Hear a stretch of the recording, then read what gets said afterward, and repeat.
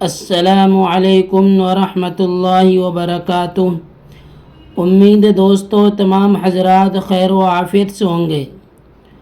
دوستو آج ہم جو سبق پڑھائیں گے وہ یہاں سے پڑھائیں گے۔ اس سبق کے اندر ہم آپ کو بتلائیں گے کہ سال کے اندر کتنے مہینے ہوتے ہیں، اور ہندی میں مہینے کو کیا کہتے ہیں، انگریزی میں مہینے کو کیا کہتے ہیں، اور اس سبق کو آپ کو بہت اچھی طریقے سے اور بہت دھیان سے پڑھنا ہے۔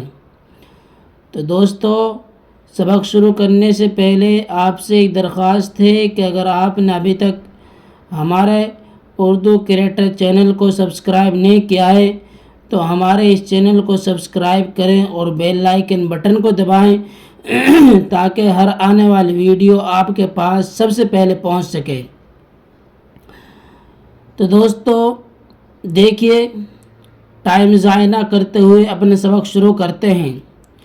بسم اللہ الرحمن الرحیم۔ اردو زبان کی پہلی کتاب، صفحہ نمبر 18، سبق نمبر 16۔ یہ اس کتاب کے اعتبار سے ہمارا سبق 16واں سبق ہے۔ تو دیکھیے دوستو، مہینہ سال یا برس کے 12 مہینے ہوتے ہیں۔ سال یا برس کے 12 مہینے ہوتے ہیں۔ ہندی مہینہ چیت، بیساکھ، ہندی مہینہ چیت، بیساکھ، جیٹھ، اساڑھ، ساون، بھادو، کنوار، کاتک، اگہن، پوس، ماگھ، پھاگن۔ انگریزی مہینے جنوری، فروری، مارچ، اپریل، مئی، جون، جولائی، اگست، ستمبر، اکتوبر، نومبر، دسمبر۔ تو یہ تھے ہندی مہینے۔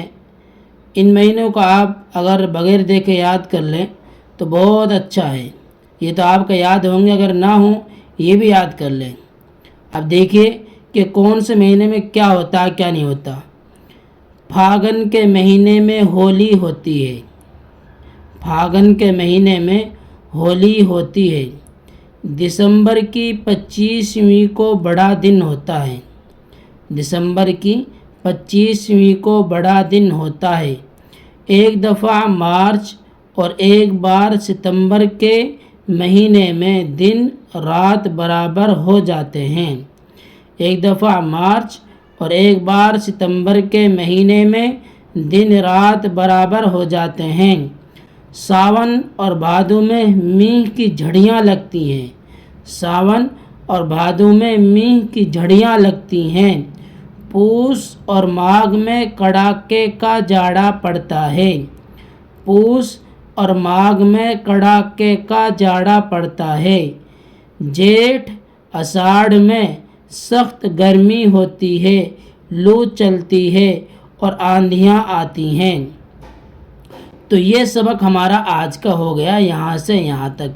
اس سبق کو آپ کو ازبر یاد کرنا ہے اور محنت سے پڑھنا ہے، لگن سے پڑھنا ہے اور بہت دھیان سے سننا ہے۔ تو یہ سبق آج کا ہمارا ہو گیا ہے۔ تو انشاءاللہ اگر آپ کو کوئی بات سمجھ میں نہ آئے، کوئی لفظ جملہ، تو آپ ہم سے کمنٹس کے ذریعے پوچھ سکتے ہیں۔ انشاءاللہ آپ کی پوری رہنمائی کی جائے گی۔ تو پھر ملتے ہیں انشاءاللہ اگلی ویڈیو میں۔ السلام علیکم ورحمۃ اللہ وبرکاتہ۔